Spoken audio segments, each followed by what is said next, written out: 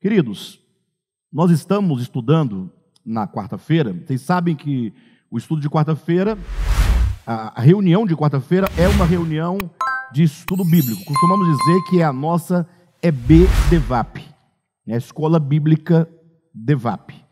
As igrejas, na sua maioria, sobretudo as igrejas pentecostais, Assembleia de Deus, sobretudo, tem o seu estudo bíblico no domingo, pela manhã. Escola Bíblica Dominical, né? Só que aí nós entendemos que o domingo fica muito cheio de reunião de manhã, estudo bíblico, à noite, culto, né? Então nós preferimos que tenhamos uma reunião durante a semana, mas que seja de estudo bíblico. Então, nessas reuniões nós estudamos a Bíblia, né, com muito cuidado, lendo a Escritura, compreendendo. E nós temos o costume de sempre estudar, não a revistinha de escola dominical, mas costumamos estudar livros da Bíblia.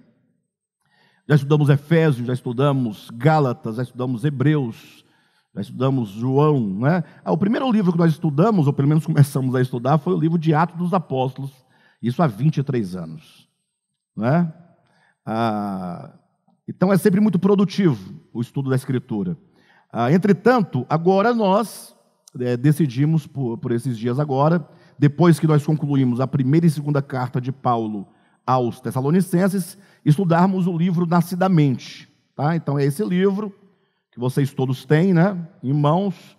Os irmãos que estão nos visitando, salvo engano, já estão com os livros aí. A irmã Silva já providenciou para que os irmãos possam acompanhar a leitura também, tá bom? Conosco. E continua sendo o estudo bíblico.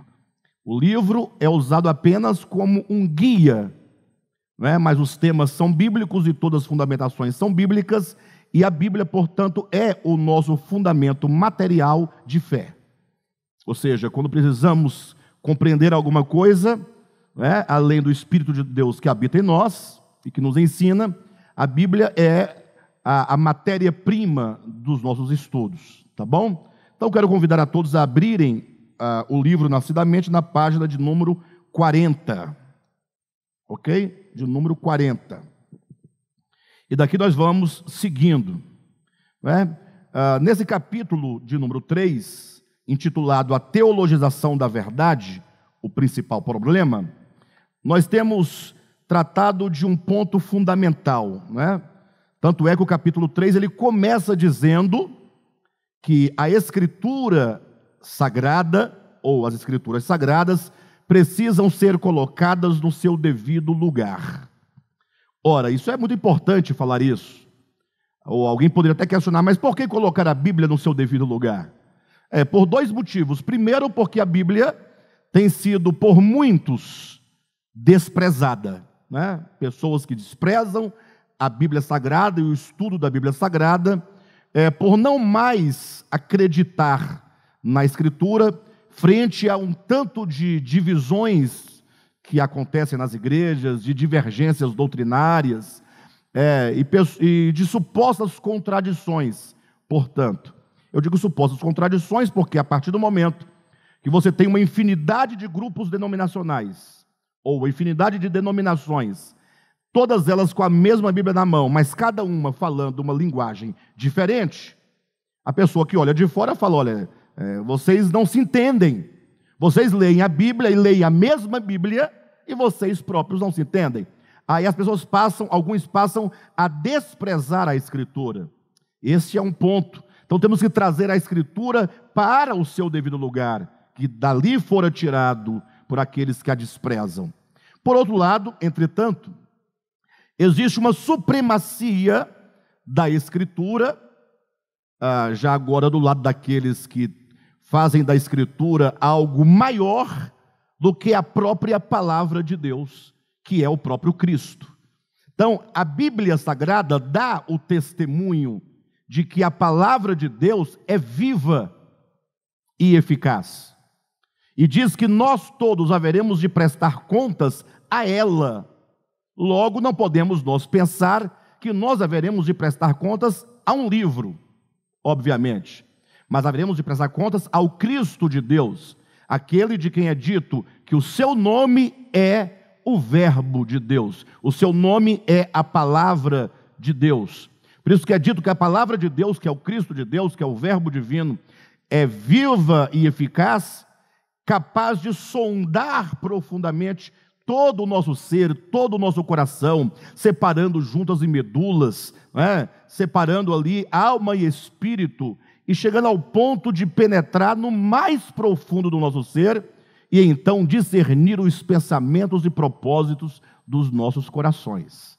Então, a palavra de Deus é eterna, a palavra de Deus é inerrante, a palavra de Deus é plena, a palavra de Deus é absoluta.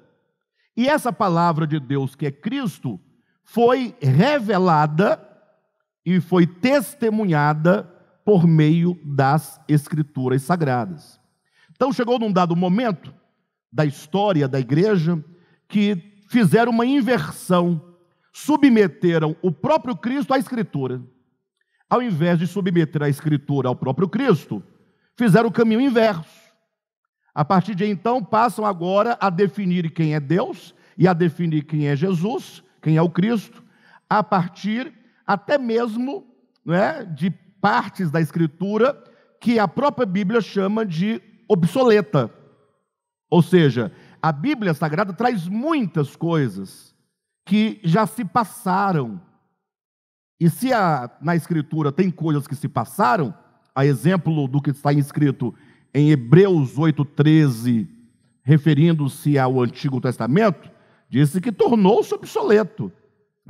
É a Escritura que fala acerca dela mesma. Então, logo, ela não pode ser eterna nem absoluta. Agora, a palavra de Deus, sim, ela é eterna e absoluta. Então, o nosso propósito é nunca desprezar a Escritura, mas também de colocá-la no seu devido lugar, enquanto os textos sagrados, históricos, que testemunham, que falam acerca do Cristo de Deus, acerca da palavra de Deus. Então esse é o nosso objetivo.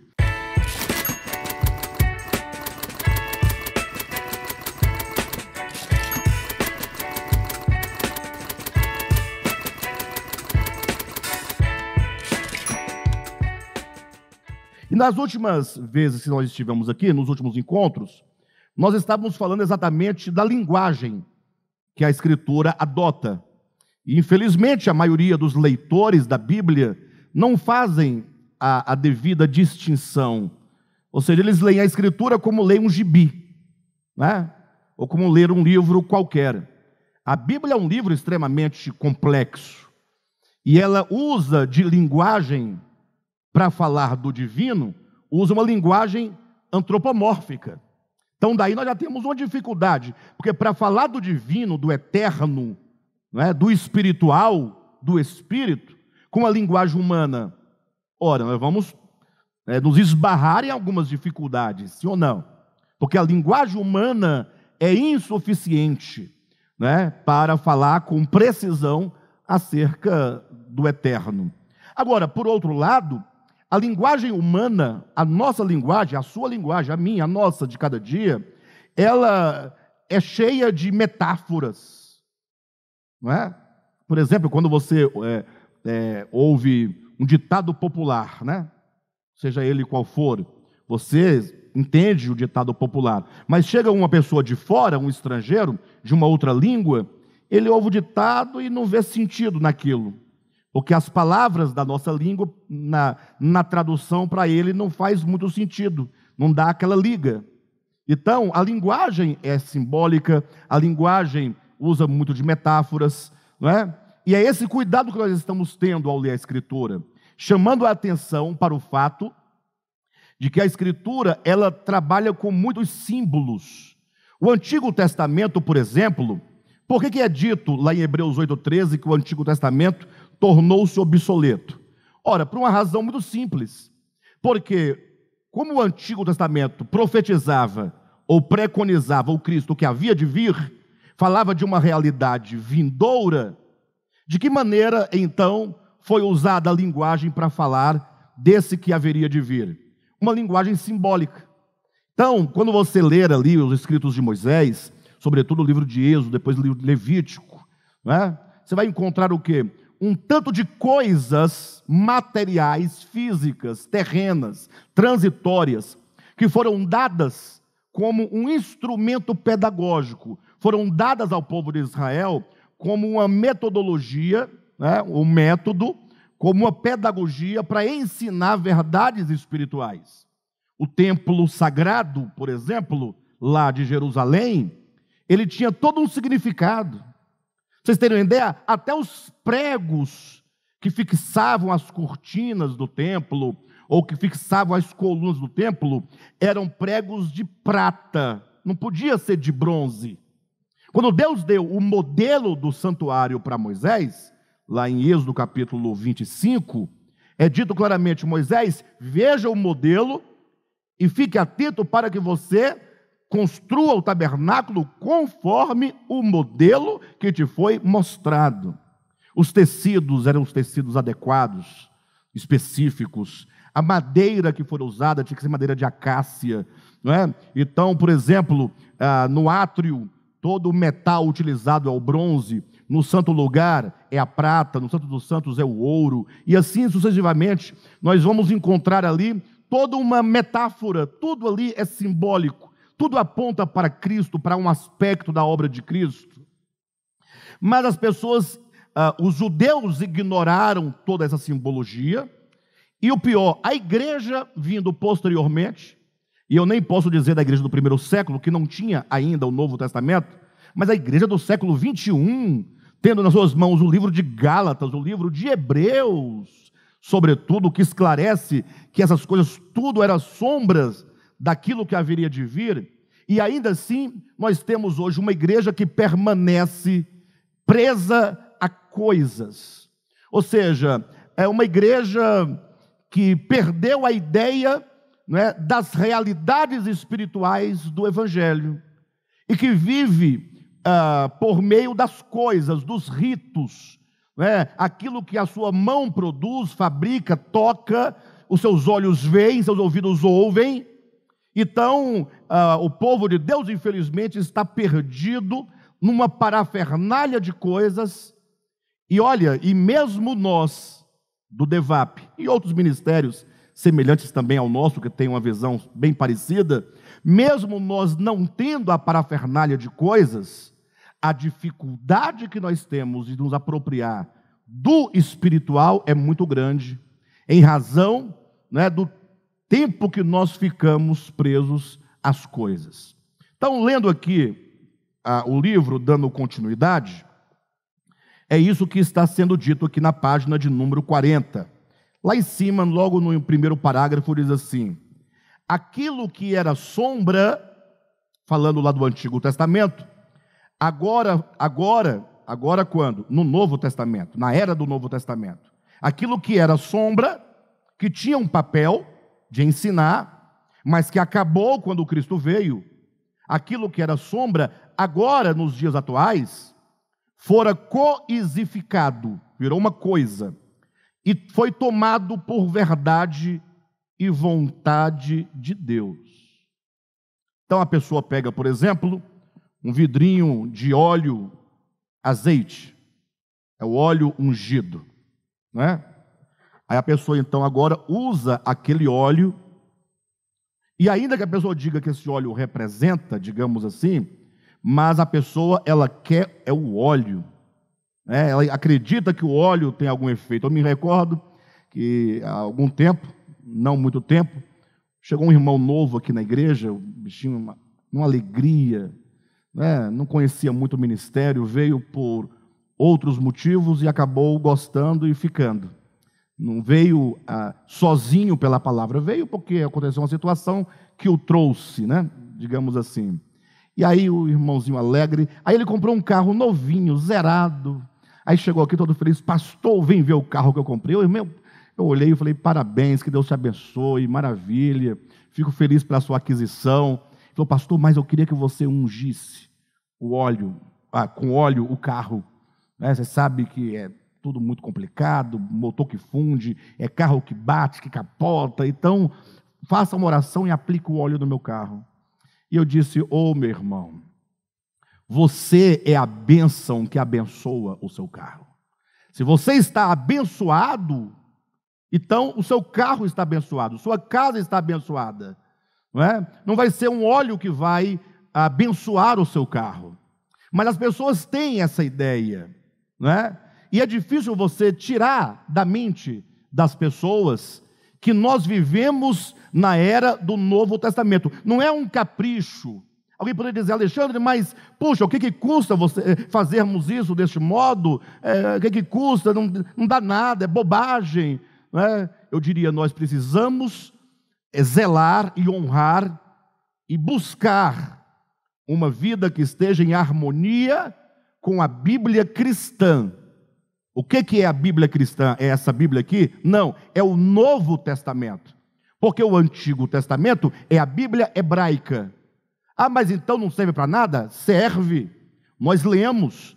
E ela nos serve como sendo o reflexo, né? Ou melhor, invertido, a sombra. Então, por meio do Antigo Testamento, nós compreendemos um pouco melhor o Novo Testamento. Então, nós não rejeitamos, mas nós entendemos que a vida cristã é pautada no Novo Testamento. Perfeito? A igreja é conduzida pelo Novo Testamento. Mas eu vou dar uma resposta para vocês antes que alguém pergunte. Não é? Tudo bem, Alexandre, eu compreendi, é até lógico o que você diz, mas eu tenho observado que vocês praticam tanto o batismo em água, como o partir do pão, não é? Com os elementos de pão e vinho. Vocês fazem isso uma vez por mês. Isso não seria um retrocesso, ou não seria a manutenção das ideias e do regime do Antigo Testamento, que trabalhava com símbolos? Eu diria que sim, talvez sim, né? Não fosse o caso que o próprio Jesus ordena o partir do pão e ordena o batismo em água. Então, quando Jesus ordena, meu querido, eu não tenho como tentar explicar para ele o que é Novo Testamento e Antigo Testamento. Ele sabe o que diz. Agora, é certo que o próprio Novo Testamento nos ensina o valor simbólico do partir do pão e o valor simbólico do batismo. Ou seja, o Novo Testamento não nos engana, como que dissesse, olha, pratiquem isso porque nisso há virtude. Não há virtude nos elementos e nem na água. A virtude é a virtude da fé. Quando nós entendemos que aqueles elementos são simbólicos, e eu creio que Deus, na sua infinita misericórdia, deixou o partir do pão e o batismo como um memorial. O que é um memorial? É algo que está sempre nos trazendo a memória de volta a coisas e realidades espirituais muito importantes e que nós facilmente nos esquecemos. O partir do pão fala daquilo que há de mais essencial. Alguém pode dizer, fala da morte de Jesus. Sim, mas sobretudo o partir do pão, ele anuncia o grande alvo e objeto da obra de Cristo, que é a unidade. Mas não é a unidade, jargão de evangélico, não. Não é. Lógico, o jargão aponta para a verdade. Mas o problema é que nós nos acostumamos tanto com as palavras que elas perdem o significado e viram um dogma, né? Vira só uma ideia obsoleta que ninguém abre mão, mas que não serve para nada. A unidade. Aí, abraça seu irmão para provar a unidade. Não vem me abraçar. Para de bobagem. Não quero o seu abraço. Ou seja, eu quero o seu abraço.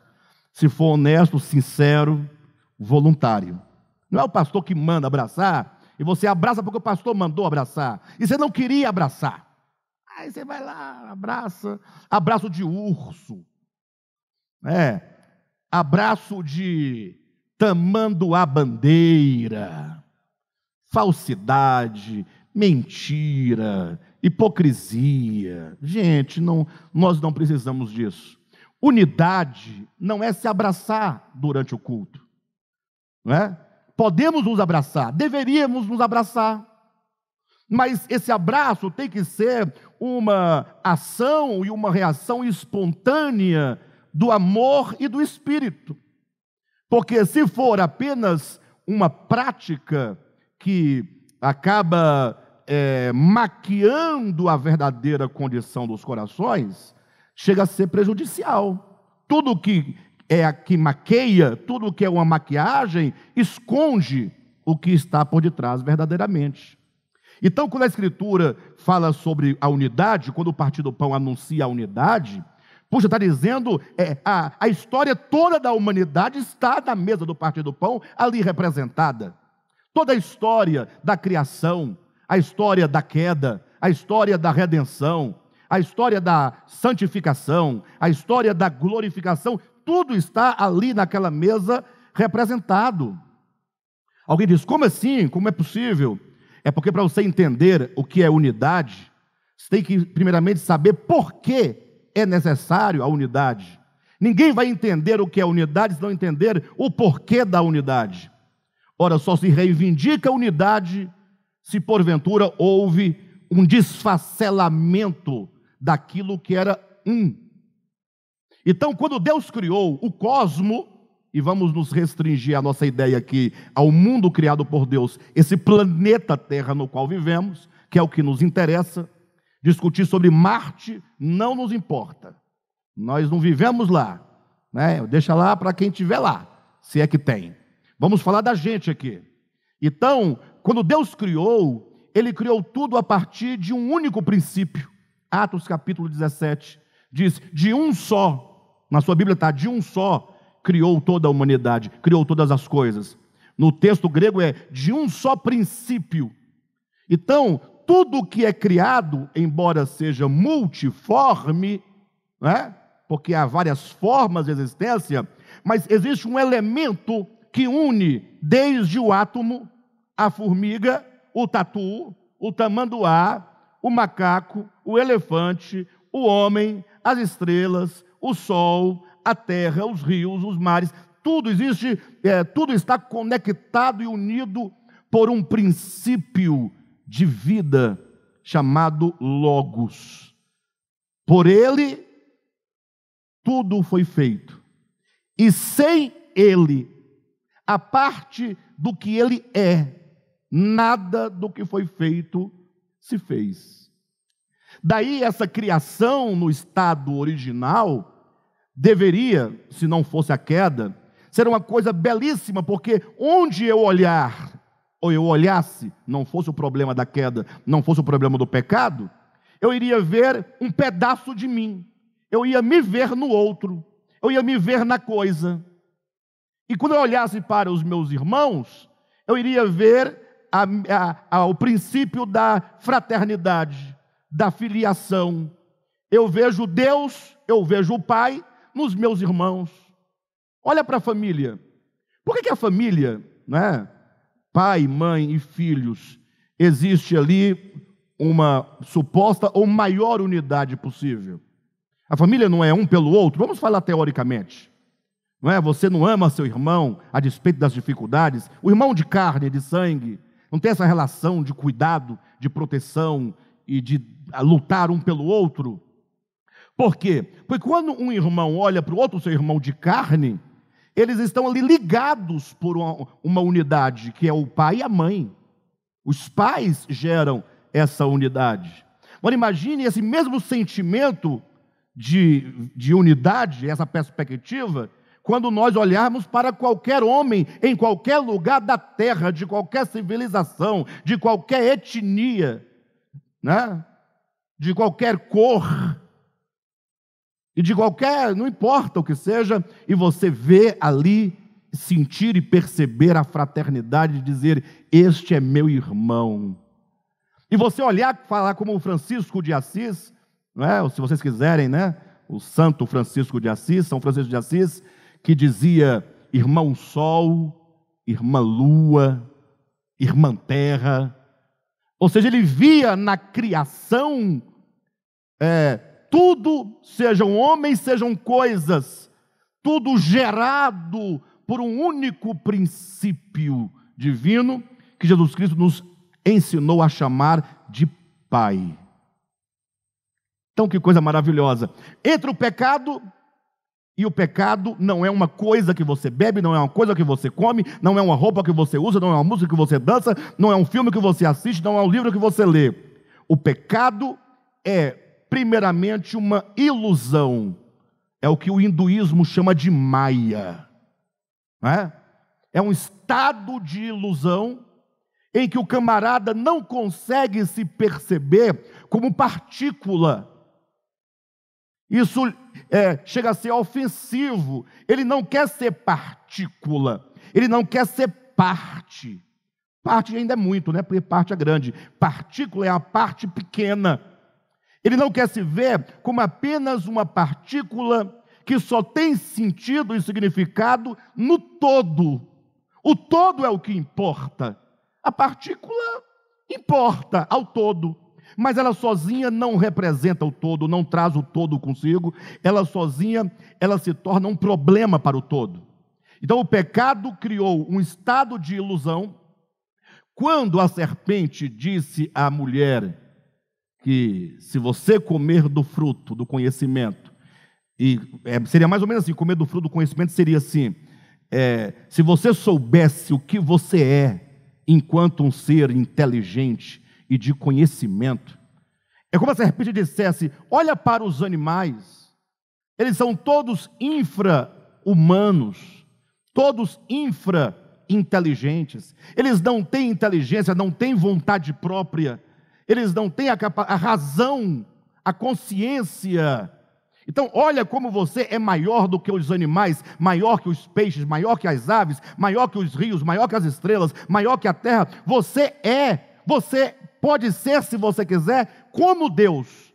E para você ser como Deus, basta você tomar o conhecimento, né, e colocá-lo na sua mão como uma espada para exigir que agora a criação te sirva. Essa é a ideia. Isso é o pecado original. Isso é o pecado de Gênesis capítulo 3.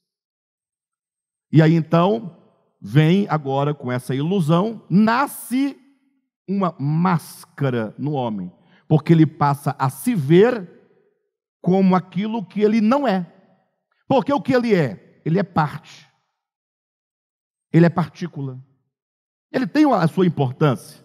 Não estamos tirando a importância de ninguém, mas a sua importância é a importância de parte. E o homem não quer ser parte. Agora imagine que este homem, portanto, da sua ilusão, ele agora passa a se ver como uma outra coisa. Essa projeção de si mesmo, que essa máscara nós chamamos de ego. E esse ego, portanto, agora, ele se estabelece no âmbito da existência e das relações como egoísmo. Ou seja, se torna um sistema. Ou seja, se torna uma coisa da qual é muito difícil você se evadir. Sabendo, pregando, ensinando, lendo, compreendendo, ora ou outro, ali o calcanhar de Aquiles, né? Ali está o ego tocando você. E o egoísmo, portanto, agora se instaura definitivamente como egocentrismo. É o ego no centro de todas as coisas. Qual é o resultado disso? Por que eu vou amar a Deus? Posso até amá-lo, mas não é um amor de entrega absoluta, porque eu não tenho por que me entregar a Ele, porque nós somos deuses. Ele é Deus, eu sou Deus. Ele pode, eu posso. Ele é, eu sou. Então é aquele amor, sabe, naquele jogo. Tem dia que eu estou com raiva de Deus, tem dia que eu não quero saber, acreditar nele, aí tem dia que eu estou falando que estou querendo almoçar na casa dele, com ele. Essas coisas de homem, de ego, vocês conhecem muito bem. Agora imagine agora quando este homem egoísta, nesse centro, que é o egocentrismo, ele agora quer que todos os homens lhe sirvam. Qual é o problema aí? Quem está entendendo? O problema não é esse, porque se todos vocês me servissem, estaria pelo menos em tese e temporariamente, resolvido o problema. Não tem guerra, todo mundo me serve. O problema é que você, do outro lado, quer ser servido. Você quer que eu te sirva. Eu quero que você me sirva e você quer que eu te sirva. E o outro quer que nós dois o sirvamos. E então começa a partir daí a grande guerra e a grande batalha. A guerra dos egos. Por isso que o mundo está como está. Tudo que se faz a partir e na base do ego, o que acontece? Tudo que se faz nessa base gera divisão. Gera divisão. Divide. Aí vem o partir do pão, que Cristo diz, vocês devem fazer isso em memória de mim. E Paulo vem ensinando e explicando o significado do partir do pão, enquanto a proclamação, né, e o símbolo da unidade, quando todos comem de um só pão. É só um símbolo, é só nos lembrando. Então a unidade é o retorno, né, ao princípio divino que une todas as coisas. A unidade, ela vai de encontro ao pecado, vai de encontro ao ego. A unidade anuncia a obra de redenção, porque o que é a redenção? Se não reconciliar todos os homens com Deus. O que é reconciliar? Olha, você tem que trazer de volta para Deus, é porque foi o quê? Separado de Deus. Então o partir do pão é simbólico? É. Mas olha a dimensão do significado. Quem está entendendo? Então não tomamos o pão e o vinho como elementos essenciais em si mesmos. Então nós não estamos retornando ao Antigo Testamento e nem estamos fazendo como o cristianismo atual faz, quando confere poder às coisas. Não, nós estamos claros. O mesmo ocorre com o batismo. Batismo e partir do pão, portanto, são os dois únicos elementos simbólicos que há no Novo Testamento, e é saudável que se pratique, desde que você compreenda o seu significado, e você procure, por meio da fé, tocar a realidade espiritual que essas coisas sinalizam. Perfeito, pessoal? Então não é um retorno ao Antigo Testamento. Então está aí a resposta para uma possível pergunta que alguém poderia eventualmente fazer em relação a nós. Ah, mas vocês falam das coisas do Antigo Testamento, que eram coisas, que eram sombras, que eram figuras, que era isso, aquilo, mas eles usam duas figuras. Já foi feito, e como Cristo ordena, nós como servos dizemos, sim, Senhor. E como servos dizemos, vamos fazer da maneira correta. Vamos fazer olhando para o significado, não é? Então, vamos seguindo, portanto, na leitura do livro. Aquilo que era sombra e figura, ou melhor, aquilo que era mera sombra, agora fora coisificado e tomado por verdade e vontade de Deus.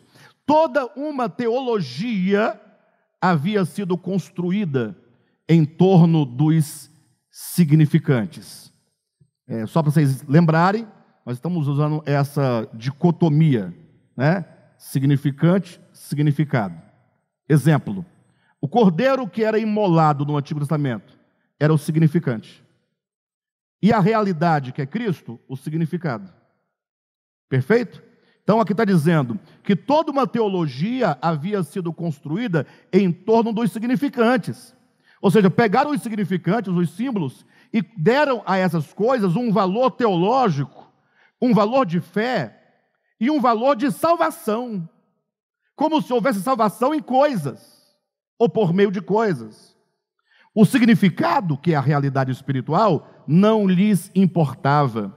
Tudo o que viam e desejavam era um templo físico, um dia da semana, no caso o sábado, mais propriamente, ou para alguns o domingo, né? Se bem que quem está atrás do sábado enquanto dia literal, não está certo em relação às realidades espirituais do Novo Testamento, mas está mais certo de quem adota o domingo. Porque pelo menos o sábado, na forma simbólica e veterotestamentária, é dada como mandamento. Agora, não há mandamento acerca do domingo, a despeito da sua importância histórica, né, na história da igreja. Há uma importância do domingo, mas não quanto o mandamento. Você não encontra na Bíblia isso, absolutamente. Mas isso não justifica o sábado também, porque nenhum nem outro tem valor em si mesmo. Por que não? Porque o nosso descanso é uma pessoa. Lembram? Jesus chega para os judeus, né? Mateus 11, 28, 29 e 30. A maioria dos cristãos conhece essa parte, né? Vinde a mim, todos os que estáis cansados e sobrecarregados, e eu vos aliviarei. Tomai sobre vós o meu jugo, e aprendei de mim, que sou manso e humilde de coração, e acharei descanso para as vossas almas, etc. Tal. Mas, embora todos saibam desse texto, a maioria, eu ousaria dizer que quase todos, menos 2 ou 3 ou 4, né?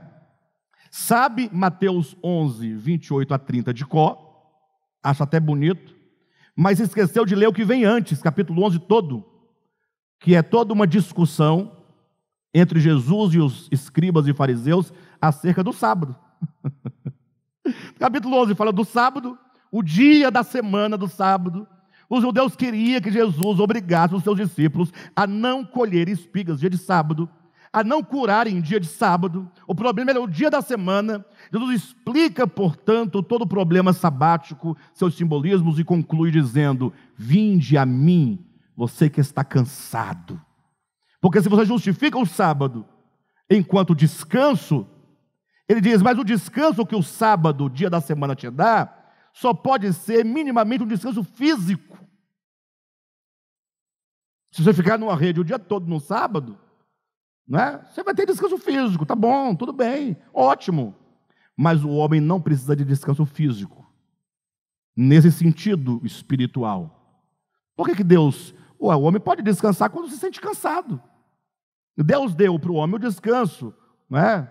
A ideia da cadeira é uma ideia divina. A ideia de uma rede é uma ideia divina. A ideia de uma cama é uma ideia divina. O homem criou 30 dias de férias. Tudo isso resolve o problema do corpo. Agora, o problema da alma, o cansaço da alma, nenhum homem pode resolver. Razão porque Jesus disse: vinde a mim, vós os que estáis cansados e sobrecarregados, e eu vos aliviarei. Tomai sobre vós o meu jugo e aprendei de mim, que sou manso e humilde de coração, olha aí, e achareis sabatom, achareis o shabat, achareis descanso, achareis o sábado para as vossas almas. Jesus é não somente o Senhor do sábado, dia da semana, como Ele é o sábado maior, o sábado espiritual. Ele é o descanso de que a alma humana tanto precisa. Amém, pessoal? Então, dando seguimento à leitura, tudo o que viam e desejavam era um templo físico, um dia da semana, um cordeiro violentamente sacrificado sobre o altar, um legítimo, entre aspas, sacerdote da tribo de Levi, abluções feitas com as águas sagradas do Siloé.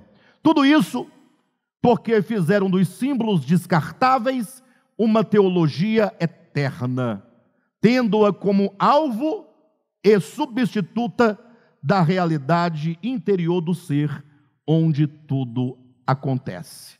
Então, nossa insistência é: olhem para dentro de vocês, olhemos para dentro de nós, olhe para dentro de si.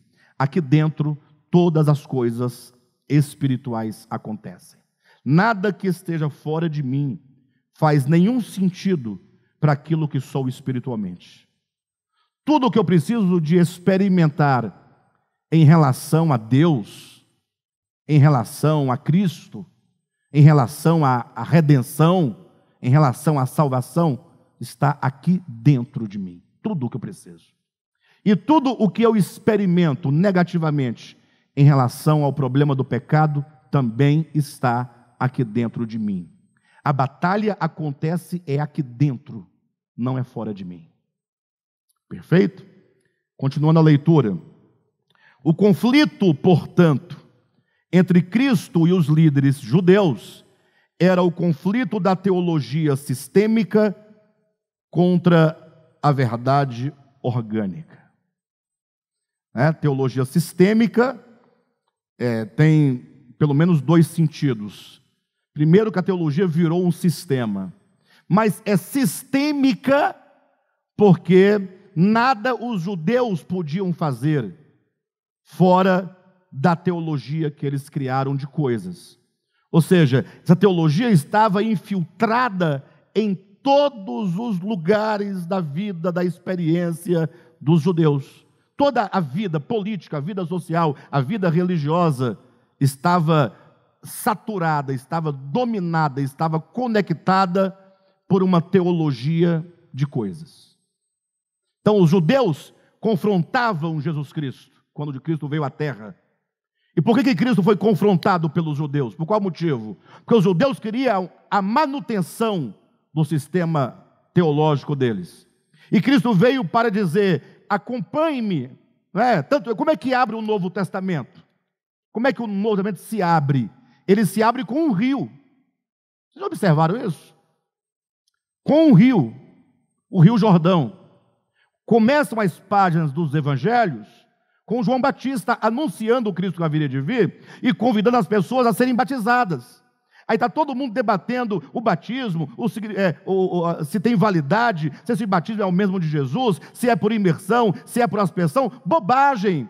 O rio de João Batista ali, porque João Batista prepara o caminho do Messias, é como dissesse: olha, para receber o Messias, que é a realidade espiritual de todas as coisas anunciadas, temos que cruzar o rio, sair do lado das sombras, do lado das figuras, do lado das coisas e atravessar para o outro lado, o lado das realidades espirituais. Então João Batista veio fazendo esse trabalho e Cristo agora veio também chamando as pessoas para esse outro lado.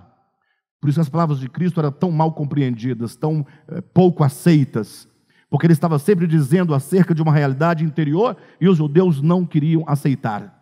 Agora imaginem só, se não é verdade, porque alguém pode dizer: Alexandre, você tem umas ideias meio fantásticas, é até legal de ouvir, é bacana, é sensacional, mas no fundo eu fico: será que você não está tendo uma mente muito fértil? Não, agora apareceu o tal do rio, né?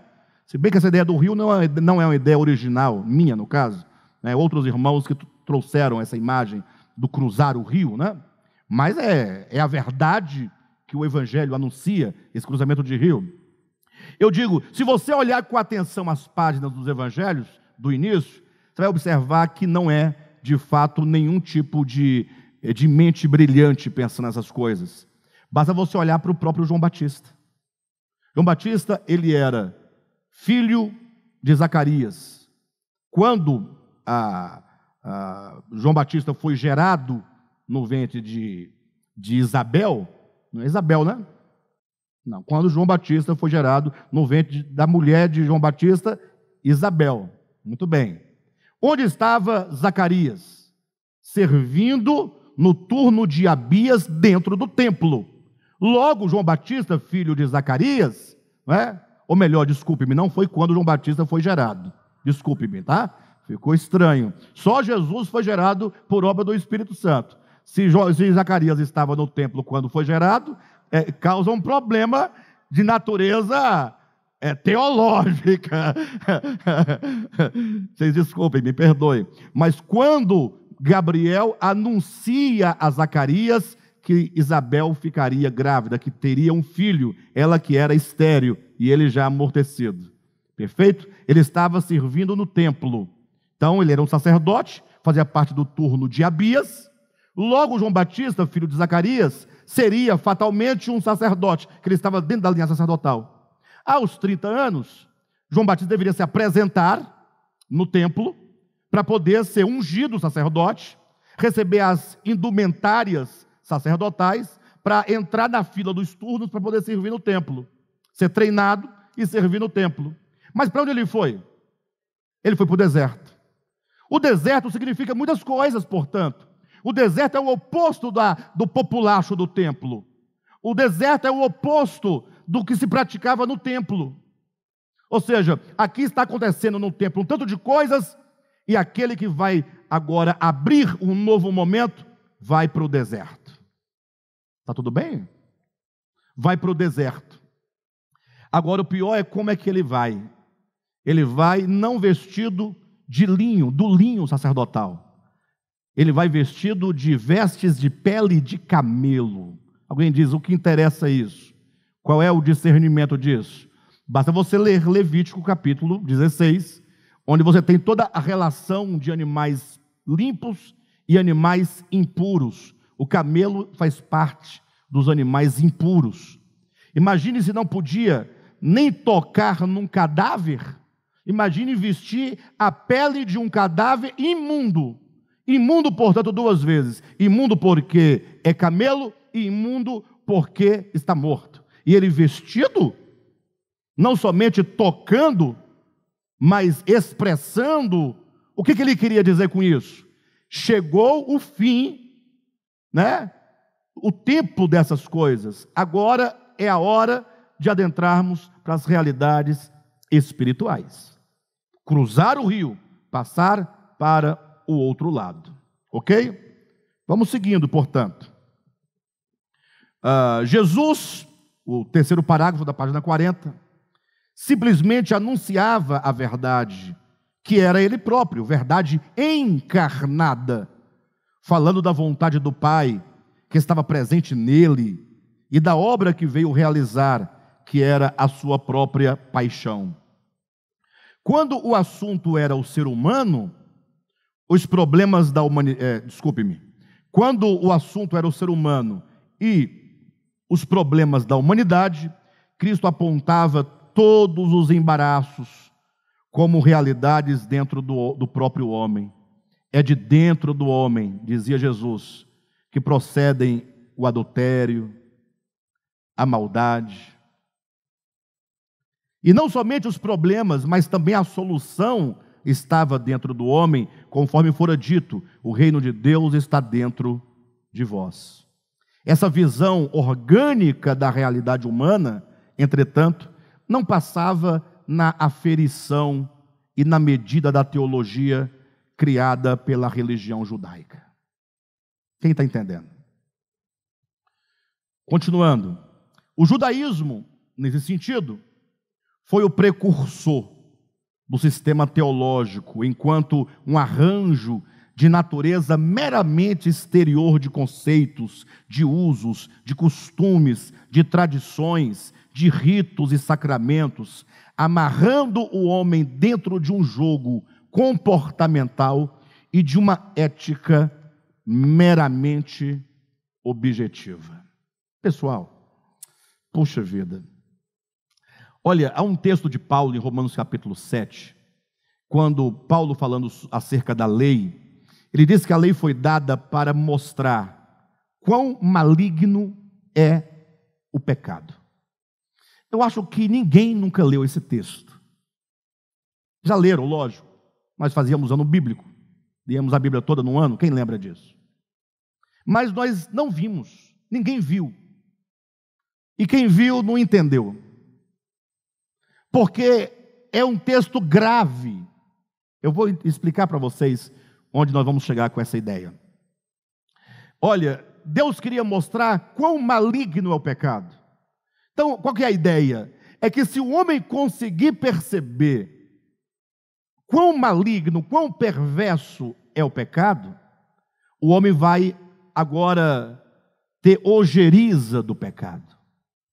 O homem não vai amar o pecado. Ele não vai andar de mãos dadas com o pecado. Então, o grande desafio é conseguir perceber quão maligno é o pecado. No momento que você começar a perceber a malignidade do pecado, logo você vai começar a querer se afastar dele. Porque você vai conseguir perceber a monstruosidade que é o pecado. Agora, o que acontece? Quando se cria o sistema teológico de coisas, a pessoa, ela deixa de observar a realidade espiritual do pecado, e agora todo o interesse dela está voltado em: eu fui batizado por imersão? Essa é a minha preocupação. Você foi batizado? Vamos começar por aí. Você foi batizado? Não. Ah, meu irmão, então, olha a preocupação do camarada. Alexandre, você acabou de dizer agora há pouco que Jesus ordenou o batismo, que tem a sua importância. Tem, mas tem a sua importância simbólica, não de realidade espiritual. O batismo, ele aponta para uma experiência que só pode acontecer dentro do espírito humano, que é o unir-se a Cristo na sua morte e a semelhança da sua ressurreição. Na verdade, o batismo é unir-se a Cristo na sua morte. Ser sepultado é a morte do ego. O rito batismal não resolve o problema. Só que, se o batismo, enquanto realidade espiritual, quer destruir o pecado que é maligno, e nós precisamos perceber como maligno é o pecado, a doutrina, a teologia, o dogma do batismo, substitui o horror que você deveria ter pelo pecado, porque agora você olha para o batismo e fica preocupado. Você é batizado? Não, não é. Então, está enrolado. Não, eu sou, mas... Ah, tá, mas vamos com calma. Mas é por imersão ou é por aspersão? Sim, ele cria para si um mecanismo que lhe dê uma sensação de segurança e de salvação. Vocês estão entendendo? Então agora, se ele está batizado da forma e na fórmula, a forma é imersão, a fórmula é a expressão em nome do Pai, do Filho, do Espírito Santo, amém. Essa expressão, se está assim, pronto, então ele está seguro. Ele deixa de olhar para o pecado. Porque o que vale é o rito pelo qual ele passou. E então é dito para ele que ele precisa, por exemplo, se abster de determinada comida. Então ele não come mais carne de porco, por exemplo. Ele não come isso nem aquilo outro. Pronto, então agora ele pensa, eu estou bem com Deus, está tudo resolvido, porque eu obedeço a ordem dele de não comer aquela carne. E com isso deixa de olhar para dentro de si, onde está o pecado, e de percebê-lo quão maligno é o pecado. Veja que esse jogo, essas doutrinas, essa teologia, ela vai tirando a face do homem da direção para onde ele deve olhar e colocando em outras coisas. Quem está entendendo? Por este motivo é que você vai ver crentes que se sentem bem com Deus. Pastores. O pastor é uma figura, poxa, né? Tem que ter vergonha na cara, não? Pastor tem que ter vergonha na cara. Ah, tem que se ligar, né? É pastor, tem que se ligar. Por quê? Porque você está pregando, poxa, está ensinando. Então você tem que, no mínimo, ser alguém que reconhece a si próprio e não finja ser o que não é. Ou seja, não ser hipócrita, sim ou não? Mas lá o pastor se sentindo bem com Deus, ele se sente santificado, santo, ele está no direito de apontar quem é excluído, quem não é excluído, quem é aceito, quem não é aceito, quem é pecador, quem vai para o céu, quem vai para o inferno, que na pregação diz, você vai para o inferno, você vai para o céu. Então ele está aqui distribuindo tudo, ele está regendo, ele está articulando toda a assembleia, né? Mas essa pessoa fala mal dos outros, para os outros. Difama, mente, e não dá nada, ele não percebe a gravidade da coisa. Eu falei de pastor, mas todas as pessoas, né? Porque o pastor, né, qual que é a ideia? Poxa, você tem que entender as coisas, né? Você está conduzindo, tem que abrir o olho, esse é o fato. Você está na frente de um rebanho, são pessoas, está ensinando, conduzindo. Por que alguém é capaz de falar mal dos outros, de difamar os outros, de mentir e se sentir bem com Deus? Como? Por que a pessoa se sente bem deste modo? Simples, porque o que lhe traz essa tranquilidade de consciência e essa pseudo-satisfação consigo mesmo é o cumprimento de um conjunto de coisas externas né, que essa pessoa se entende que está em dia. Estou em dia com as minhas obrigações, com os meus ritos. Eu vou ao culto, eu dou minha oferta, eu não bebo cerveja, eu não danço, eu não faço isso, eu sou diferente de vocês. Então, isso dá uma segurança para a pessoa. E enquanto isso, o rabo já está queimando no caldeirão do inferno. O rabo vai, começa pelo rabo, pela cauda, né? Até chegar na cabeça, mas chega. Fica tranquilo que chega. Bem, de todo modo, vocês estão entendendo, né, pessoal? O judaísmo, nesse sentido, foi o precursor do sistema teológico, enquanto um arranjo de natureza meramente exterior de conceitos, de usos, de costumes, de tradições, de ritos e sacramentos, amarrando o homem dentro de um jogo comportamental e de uma ética meramente objetiva. Ou seja, essa questão, o camarada está em dia com aquelas coisas, então ele tem uma ética cristã, uma moral cristã visível. Dane-se o interior, dane-se o coração. Bem, de todo modo, é uma ética meramente objetiva. Cristo, ao contrário do judaísmo, estou me encaminhando para o final, Cristo, ao contrário do judaísmo, falava da natureza humana. Olha, falava da natureza humana. Quando ele olhava para uma pessoa, ele não ia explicar a lei de Moisés, não. Ele olhava a alma dentro do homem. Ele olhava o coração. Onde é que ele podia ali mexer com a chave no coração para corrigir aquela alma, para curar aquela alma. Cristo, ao contrário do judaísmo, falava da natureza humana, evitando qualquer encadeamento doutrinal de lei exterior e sem nenhuma lógica artificial, mas com a coerência da realidade ontológica do coração no centro do seu drama existencial. Isso aqui parece até um arranjo de palavras para ficar bonito o livro, mas não. Eu vou ler novamente e vou pedir que vocês atentem para as palavras de Jesus nos evangelhos. Vocês perceberam o quanto que Jesus era simples no seu falar? Ao contrário de Paulo, né? Não estou falando mal de Paulo, não, tá? Paulo foi um homem fantástico e necessário para a igreja como um todo. Mas como Jesus não tinha esse compromisso, né, de organizar a igreja, ele tinha apenas a manifestação do Pai. Então Jesus, ele era simples. Se Jesus estivesse hoje no nosso tempo, andando entre os homens, você nunca ouviria discutindo calvinismo e arminianismo.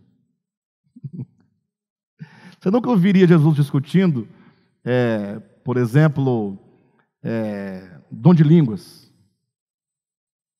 Você nunca ia ver Jesus discutindo segunda vinda, pré-tribulacional, pós-tribulacional, mesotribulacional. Tudo isso é teologia, tudo isso é invenção. Tudo bem, é uma tentativa do homem de se aproximar da compreensão da verdade, ou das coisas relacionadas à verdade. Ok, é lícito, é devido. O problema é que essas coisas não podem substituir a palavra de Deus. Não é que fazer teologia, vamos debater a segunda vida de Cristo, acontece antes da tribulação, no meio ou depois. A gente pode debater, a gente pode conversar, a gente pode ler, a gente pode tentar nos aproximar, né, o mais próximo possível da ideia. Mas isso não deve ocupar o lugar da palavra de Deus. Não confundamos palavra de Deus com teologia. Não podemos confundir. É lícito, vou estudar 70 semanas de Daniel, cronograma, muito bom, você vai entender os tempos, entender profecias, mas a palavra de Deus é outra coisa. A palavra de Deus é o Cristo. E a palavra de Deus, desde o primeiro capítulo de Gênesis, é a palavra criadora, que traz à existência todas as coisas. E, portanto, o Cristo, enquanto a palavra, é o que vai trazer à existência o novo homem. Não outra coisa. O novo homem não é mudar de chapéu. Usava chapéu, agora usa boné. Não. Novo nascimento Mudança de vida, novo homem, é gerado pela palavra criadora. É pelo haja divino. Quando a palavra é trabalhada, ela vai gerando nova disposição, novo coração, nova alma, novos sentimentos, nova consciência. Perfeito? Então, Jesus, quando falava, ele falava as coisas essenciais do amor, do perdão, da graça, da misericórdia. As palavras de Jesus são simples. Toda a complexidade que se imprime sobre o falar de Jesus é um fazer teológico. Porque se você ler simplesmente o que ele está dizendo, é simples. Olha, ninguém coloca uma lâmpada, uma lamparina, debaixo de uma mesa. Ou coloca? Tem que colocar lá em cima, no alto, no velador. Por quê? Porque a luz é para iluminar todo mundo. Jesus está falando, essa é a linguagem dele. Aí o pessoal, tá, então eu vou chegar lá em casa, eu vou colocar lá em cima a lâmpada. Não, isso aqui é só uma metáfora. Eu quero dizer que as obras que nós praticamos por Deus, que Deus realiza por nosso intermédio, ou que nós realizamos por meio de Deus, é para serem vistas pelos homens, para que os homens glorifiquem o Pai Celestial. Quando virem, por exemplo, puxa, olha o Aldair, puxa, Aldair, como a sua vida tem mudado. O que aconteceu com você? Você era um camarada de um jeito e agora, depois que você está andando com Jesus, sua vida está mudando para melhor. Você é a melhor pessoa, é mais compreensível, mais isso, mais aquilo outro. Aí vamos ver as suas obras. Aí você fala assim, mas isso aqui é Deus que está fazendo na minha vida, não sou eu. É Ele que está fazendo. Aí o que os homens fazem? Louvado seja Deus. Porque para mudar o Aldair, só Deus. Louvado seja Deus. Quem está entendendo? Aí os homens glorificam o Pai Celestial quando veem as obras de Deus sendo praticadas. É Jesus dizendo que não adianta você dizer que faz e não faz, e ninguém vê. Isso é bobagem. Aí todo mundo, agora vamos fazer para todo mundo ver. Eu falo, cuidado, não façam como os fariseus. Porque quando eles fazem, não o fazem para que o Pai seja glorificado. Eles querem ser vistos dos homens. Então, Jesus fala para fazer e ser visto. Ele diz, não faça para não ser visto. Eu faço ou não faço? Ele diz, faz e não faz. Você faz para a glória de Deus, mas não faça para ser visto. Ensinamento simples, não?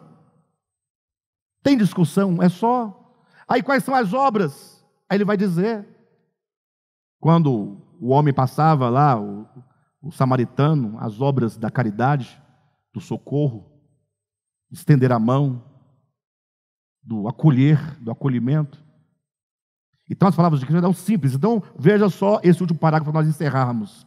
Cristo, ao contrário do judaísmo, falava da natureza humana, evitando qualquer encadeamento doutrinal de lei exterior e sem nenhuma lógica artificial. Jesus não usava lógica artificial, né? Ele falava da alma. Então ele não fazia encadeamento teológico, pegava 3, 4, 5, 6 versículos para criar uma ideia. Não, é simples. Olhe para dentro. O reino de Deus está dentro de vocês. Aí o pecado é do coração que procede o mal. Olhem para dentro. E o que eu devo fazer? Perdoe. Aí Pedro, mas Senhor, eu devo perdoar quantas vezes? Porque não estou dando conta mais. Aí Jesus usa uma linguagem hebraica que simboliza que o perdão não tem limite, ou não há, melhor, limite para se perdoar. Ele diz 70 vezes 7 ao dia. Ou seja, aí você vai fazer as contas? Não. Você quer dizer, perdoe novamente, torne a perdoar. Ou seja, 70 vezes 7 quer dizer um perdão eterno. Ou seja, nunca leve ninguém cativo pelo passado dela, pelas palavras dela, pelos erros dela, pelo que ela falou, pelo que ela fez, pelo que aconteceu. Já observou que nós levamos as pessoas presas? Sim ou não? Olha, nós levamos as pessoas presas, aquelas que nos fizeram mal. Você não deixa ela em paz. Está 30 anos lembrando, aquela camarada não presta, ele fez isso, ele falou aquilo. Isso é falta de perdão. Agora, o pior é quando você leva os outros que não te fizeram mal. Ou seja, pode até ter feito mal a alguém, mas a informação chegou ao seu ouvido. E você agora, que não é vítima de nada, de nenhum processo, você é incapaz de perdoar o pecado alheio que feriu o outro, não é nem você. E você fica 30, 40, 50 anos trazendo a chancela daquele erro, daquela pessoa. Você é incapaz de conviver com a pessoa, de amar a pessoa, de abraçar a pessoa, de acolher a pessoa, de proteger a pessoa. Isso é falta de perdão. Agora, estranho é que a palavra-chave do cristianismo é perdão.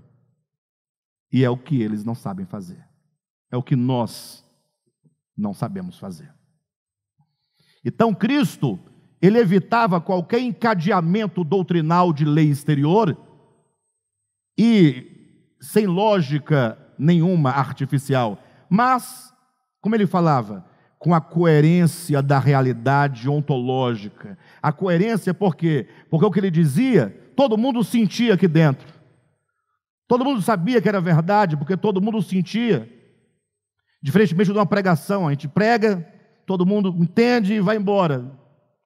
Jesus falava, como não tinha arranjo, não tinha eloquência, não tinha oratória, não tinha retórica, é palavra no coração diretamente. Quando Cristo falou assim, olha, quem de vós não tem pecado a tirar a primeira pedra? Acabou, destruiu o camarada. Quem foi capaz de atirar a pedra? Tocou onde? Está aqui, ó. Falava com a coerência da realidade ontológica do coração humano no centro do seu drama existencial. O camarada fala, poxa, está falando comigo, estou aqui, está acontecendo, eu estou sentindo, eu sei, é verdade. Tudo em Cristo era muito simples, porque não havia a sistematização dogmática, mecanicista da teologia e seus ensinamentos. Tudo quanto ele disse foi acerca do amor, do perdão, da misericórdia, da justiça, da fé, possíveis somente no âmbito orgânico do ser. Amém? Vamos parar por aqui, finalzinho da página 41, nós vamos retomar. Roberval Augusto diz assim, Alexandre, vou ensinar a você uma coisa. A reunião do Partir do Pão, em lembrança de Cristo, foi ordenada somente aos discípulos. Isso não se estende a outras pessoas. Bem, irmão Roberval, a minha sugestão a você é que você leia a Bíblia. E se você precisar, nós temos um curso que acontece às segundas-feiras, que é um curso de leitura, interpretação e hermenêutica bíblica. Hermenêutica. É um curso que ajuda a melhorar a leitura da Bíblia. Tá bom? Então, assim, para quem quiser aprender, no caso do Roberval, ele pode aprender, não é? Aprender a ler a Bíblia como um todo. Jesus ordena aos discípulos, sim. Onde ele ordena? Lá em Mateus capítulo 26. Aos discípulos, somente aos discípulos? Naquela ocasião, sim. Porém, Paulo vai pegar aquele falar e vai reproduzir dizendo que ele recebeu de Cristo, e Paulo não estava lá na reunião, no primeiro partir do pão, ou na última ceia que Jesus comeu com os discípulos. Paulo não estava lá. Ele veio a se encontrar com Cristo, salvo engano, 4, 5, 6 anos depois da ressurreição de Jesus. E ele disse, e eu recebi do Senhor. Se Paulo recebeu do Senhor acerca do partir do pão, como é que Roberval vai dizer que só foi aos discípulos de Cristo, aqueles 11 que estavam, ou os 12, incluindo Judas, que estava no primeiro partir do pão? E Paulo não diz que parou nele, ele diz, eu recebi do Senhor o que eu também vos entreguei. Quem é vos? Igreja de Corinto.